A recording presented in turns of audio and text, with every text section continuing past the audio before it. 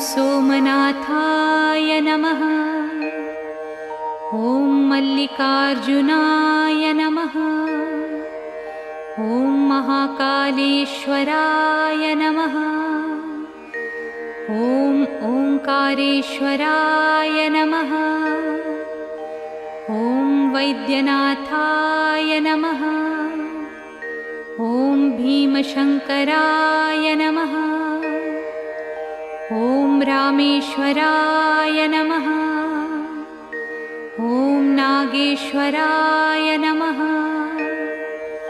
ॐ विश्वेश्वराय नमः। ॐ त्र्यंबकेश्वराय नमः। ॐ केदारेश्वराय नमः।